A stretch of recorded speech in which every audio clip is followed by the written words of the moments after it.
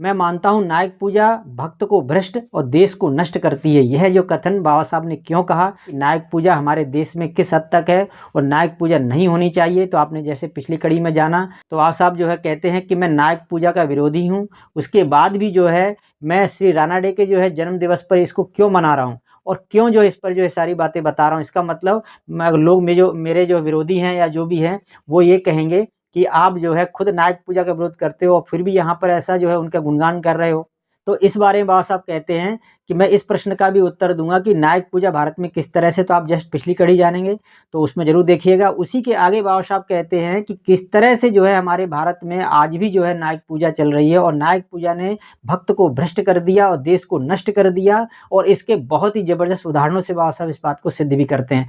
तो अभी तक आपने चैनल को सब्सक्राइब नहीं किया, सब्सक्राइब कर लीजिए, लोगों तक जरूर शेयर कीजिए, क्योंकि बाबा साहब को मानने से ज़्यादा जानना जरूरी है। जानने के लिए पढ़ना जरूरी है, पढ़ने के लिए बाबा साहब के वॉल्यूम्स हैं, उनकी किताबें हैं, तो जिसमें बाबा साहब पूरे इतिहास का पोस्टमार्टम करके हमें दे गए हैं। तो उसको जानिए, बाबा साहब की नज़रों में इतिहास को जानिए और आने वाली पीढ़ी को जरूर बताइए, क्योंकि बाबा साहब ने कहा जो अपना इतिहास नहीं जानता वो अपने इतिहास का निर्माण भी नहीं कर सकते।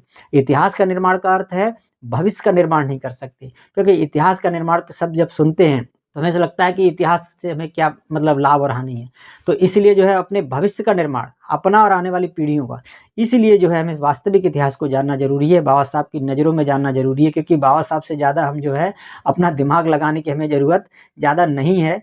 और फिर भी जो है आप अपने जो है बुद्धि से जो है बाबा साहब ने जो लिख कर गए कम से कम उसे तो हम जान ही लें। इसलिए मैं छोटी छोटी कड़ियों के माध्यम से मैं आप तक पहुंचाने का प्रयास कर रहा हूं। आप प्ले लिस्ट पर जाकर जो है इन कड़ियों को बुक वाइज क्रम से देख सकते हैं। तो बाबा साहब के शब्दों में शुरू करते हैं। बाबा साहब कहते हैं, लेकिन निश्चय ही भारत में नायक पूजा ने दम नहीं तोड़ा है। अभी भी भारत में जो है नायक पूजा चल रही है। मूर्ति पूजा के क्षेत्र में वह आज भी अद्वितीय है। मूर्ति पूजा तो इतनी है जिसकी कोई सीमा ही नहीं है। भारत जो है कहते हैं ना कि भारत त्योहारों का देश है और यहाँ मूर्ति पूजा तो जो है बहुत ही ज़्यादा होती है। तो इसलिए जो है इस मामले में अद्वितीय मतलब इसके मुकाबले कोई दूसरा है ही नहीं दुनिया में, इतनी जो है पूजा होती है। यहाँ धर्म में मूर्ति पूजा है, यहाँ राजनीति में भी मूर्ति पूजा है। भले ही दुर्भाग्य की बात हो, पर भारत के राजनीतिक जीवन में नायक और नायक पूजा एक जीता जागता तथ्य है। और बाबा साहब कहते हैं, मैं मानता हूं कि नायक पूजा भक्त को भ्रष्ट और देश को नष्ट करती है। बाबा साहब ने स्पष्ट शब्दों में कहा और चेतावनी दी। मैं आलोचना का उस हद तक स्वागत करता हूं जिस हद तक वह एक चेतावनी देती है कि पहले हम अच्छी तरह छानबीन ही कर लें कि हमारा महापुरुष महापुरुष है भी कि नहीं, तब तो हम उसे महापुरुष कहें, अन्यथा क्यों। और फिर हम उसकी पूजा शुरू कर रहे हैं। लेकिन दुर्भाग्य से यह कोई आसान काम नहीं है। उसका कारण है, यदि समाचार पत्र हाथ में हो तो महापुरुष का उत्पादन बाएं हाथ का खेल है। अगर समाचार पत्र यानी मीडिया आपके हाथ में है तो किसी को भी वो जो है मतलब बढ़ा चढ़ाकर किसी को भी जो है महापुरुष बना देते हैं, जो कि भारत में मीडिया पर बाबा साहब ने किस तरह से जो है प्रहार किया, किस तरह से कटाक्ष जो है जो किया बाबा साहब ने। तो इस तरह से आप बाबा साहब यहाँ पर भी उसी बात को कह रहे हैं, किसी को महापुरुष बनाना है तो मीडिया के बाएं हाथ का खेल है। तो यहाँ पर कहते हैं, कार्लाइन के इतिहास के महापुरुषों का वर्णन करते समय एक मजेदार उक्ति का सहारा लिया। उन्होंने कहा कि वे अनेकों बैंक नोटों जैसे हैं, जैसे बैंक में नोट होते हैं उस तरह से हैं। बैंक नोटों की भांति वे स्वर्ण के प्रतीक है। हमें देखना यह है कि वो कहीं जाली नोट तो नहीं है।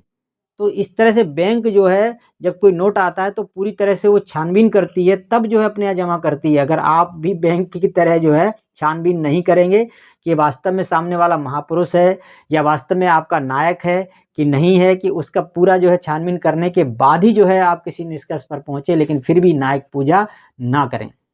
तो बाबा साहब एक और बहुत ही अच्छा रोचक उदाहरण देते हैं, मुझे थोड़ा सा बताने में थोड़ा रुचिकर लग रहा है। बाबा साहब कहते हैं, इस देश में हम संभवतः एक ऐसी स्थिति में पहुंच चुके हैं कि जहां जहां नोटिस बोर्डों पर हर जगह लिखा हो कि जेब कतरों से सावधान, जैसे लिखा रहता है जेब कतरों से सावधान, वहाँ वहाँ ऐसे नोटिस बोर्ड भी होने चाहिए कि महापुरुषों से सावधान। तो इस तरह से जो है नकली महापुरुषों को जो है निर्माण उस समय इतना हो रहा था कि बाबा साहब ने कहा कि नकली महापुरुषों से सावधान जगह जगह लगा देना चाहिए। तो इसलिए महापुरुषों की पूजा के पक्षधर कार्लाइन ने भी अपने पाठकों को सचेत करते हुए कहा था कि इतिहास में ऐसे ढेर सारे महापुरुष गिनाए गए हैं जो झूठे और स्वार्थी थे।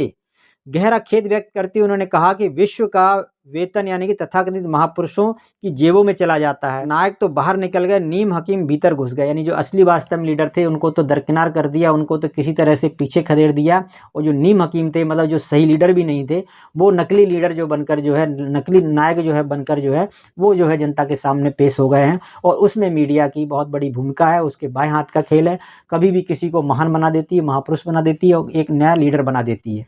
तो अगली कड़ी में आप जानेंगे कि वास्तव में इतने सारे जो लीडर हुए उनको तो मतलब नए लीडर भी आए, उनको भी बहुत जो है महापुरुष बना दिया गया, लेकिन और सम्मान दे दिया गया, लेकिन रानाडे को क्यों नहीं सम्मान मिला? तो रानाडे के बारे में क्या कहते हैं, तो आप जुड़े रहिए इन कड़ियों से। मिलते हैं अगली कड़ी में। सभी साथियों को जय भीम।